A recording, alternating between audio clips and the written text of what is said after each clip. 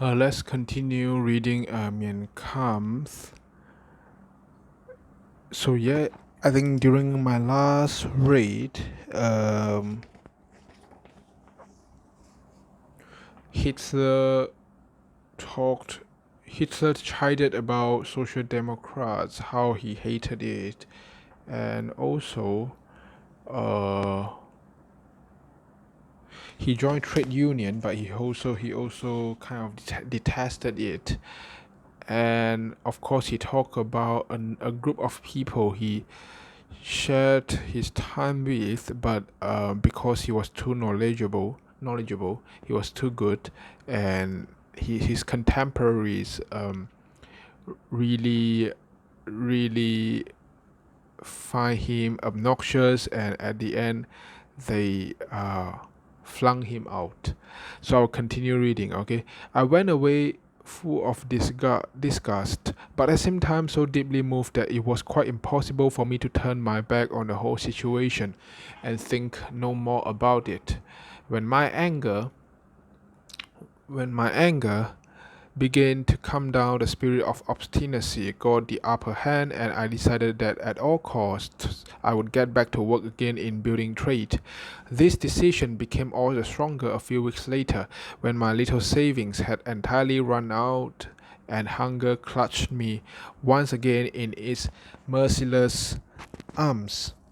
No alternative, no alternative was left to me. I got work again and had to leave it for the same reason as before. Then I asked myself, are these men worthy of belonging to a great people? The question was profoundly disturbing, for if the answer were yes, then the struggle to defend one's nationality is no longer worth all the trouble. A sacrifice we demand of our best elements, if it be in the interest of such a rebel. On the other hand, if the answer had to be no, these men are not worthy of the nation, then our nation is poor, indeed in men.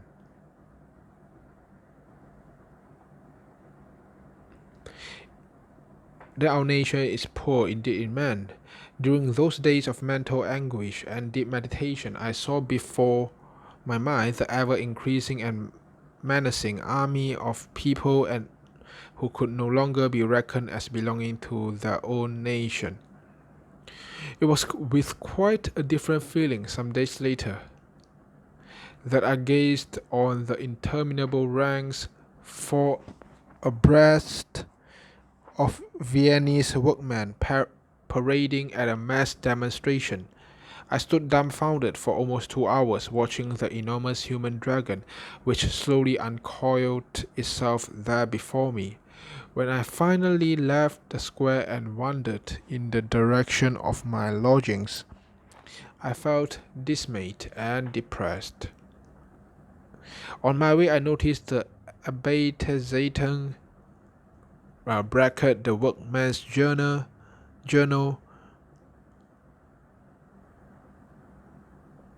in a tobacco. On my way, I noticed the Arbeiterzeitung. Okay, pardon me, it's a German name. Bracket the Workman's Journal. I noticed it in a tobacco shop. This was the chief press organ of the old Austrian social democracy, in a cheap cafe, where the common people used to foregather and where I often went to read the papers.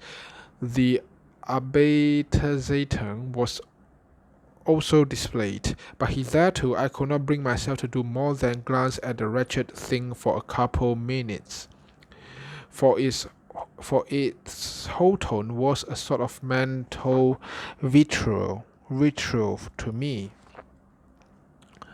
Under the depressing influence of the demonstration I had witnessed, some interior voice urged me to buy the paper in that tobacco shop and read it through. So I brought it home with me and spent the whole evening reading it, despite the steadily mounting rage provoked by this ceaseless outpouring of falsehoods.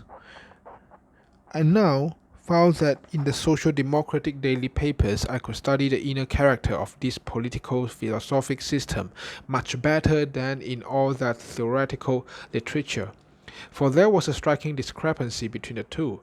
In the literary effusions, which dealt with the theory of social democracy, there was a display of high-sounding phraseology about liberty and human dignity and beauty, all promulgated with an air of profound wisdom and serene prophetic assurance, a meticulously woven glitter of words to dazzle and mislead the reader. On the other hand, the daily press inculcated this new doctrine of human redemption in the most brutal fashion. No means were too base, provided they could be exploited in a campaign of slander. These journalists were real virtuosos in the art of twisting facts and presenting them in a deceptive form. The theoretical literature was intended for the simpletons of the soi-disant intellectuals who belonging to the middle and naturally the upper class. The newspaper propaganda was intended for the masses.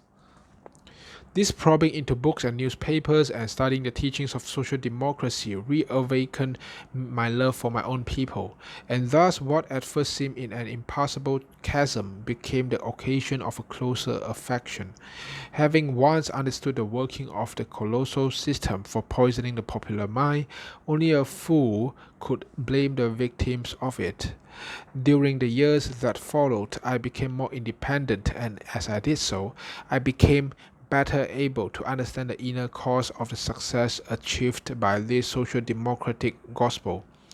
I now realize the meaning and purpose of those brutal orders which prohibited the reading of all books and newspapers that were not read and at the same time demanded that not only the read meetings should be attended.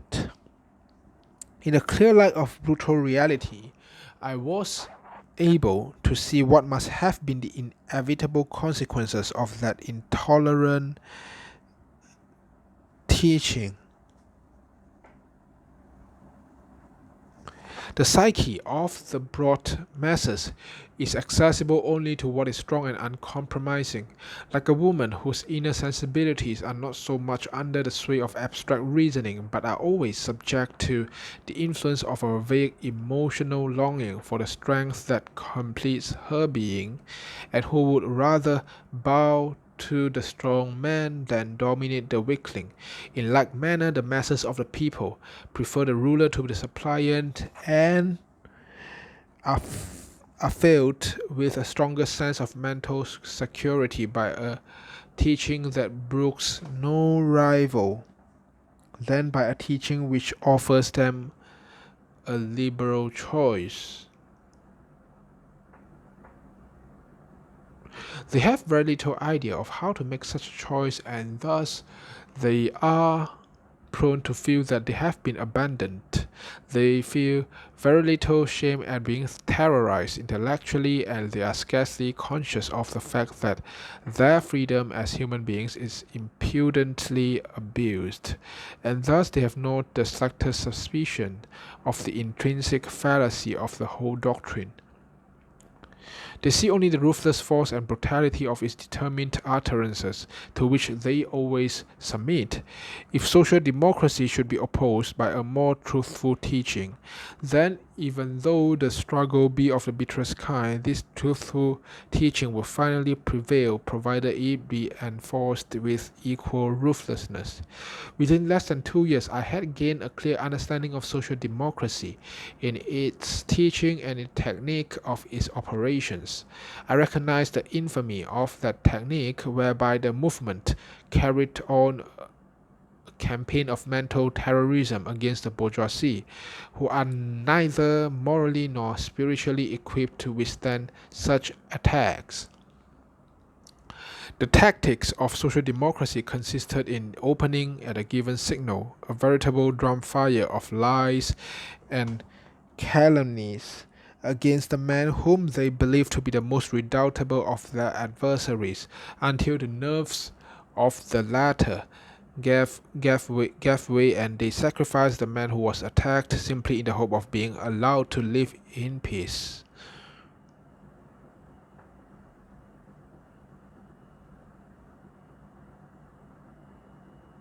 But the hope proved always to be a foolish one, for they were never left in peace. The same tactics are repeated again and again until fear of these mad dogs exercises, through suggestion, a paralyzing effect on the victims. Through its own experience, social democracy learned the value of strength, and for that reason it attacks mostly those in whom it sends staff at the most stalwart kind, which is indeed a very rare possession. On the other hand, it praises every weakling among its adversary.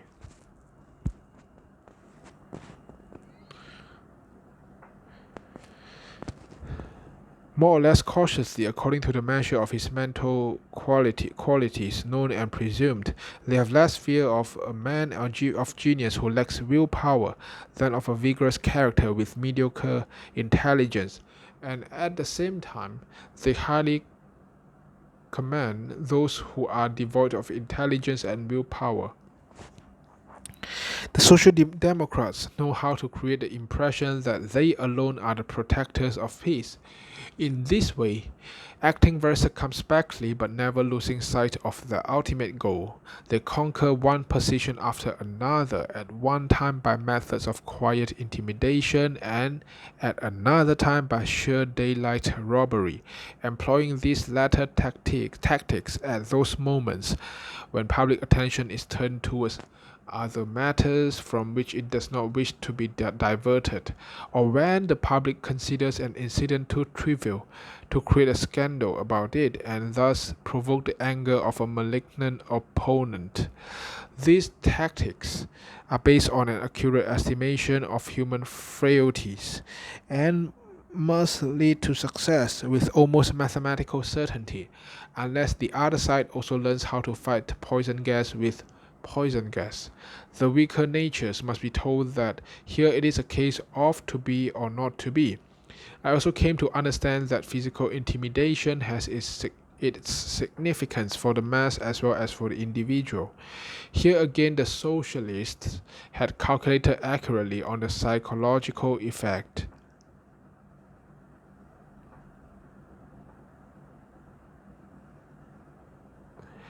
Intimidation in workshops and in factories, in assembly halls, and at mass demonstrations will always meet with success as long as it does not have to encounter the same kind of terror in a stronger form. Then, of course, the party will raise a horrified outcry, yelling blue murder and appealing to the authority of the state, which they have just repudiated.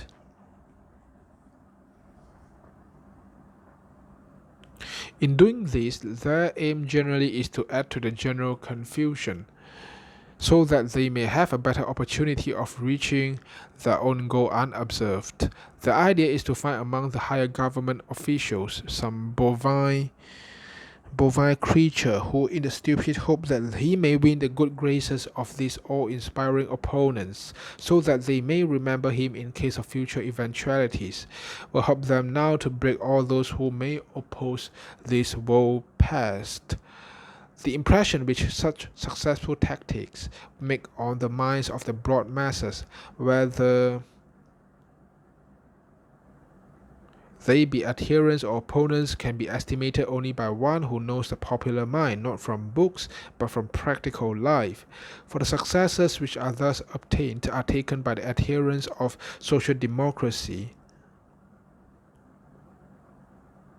as a triumphant symbol of the righteousness of their own cause. On the other hand, the beaten opponent very often loses faith in the effectiveness of any further resistance. The more I understood the methods of physical intimidation that were employed, the more sympathy I had for the multitude that had succumbed to it. Okay, I'll stop here and continue me and Calm in another day. See you.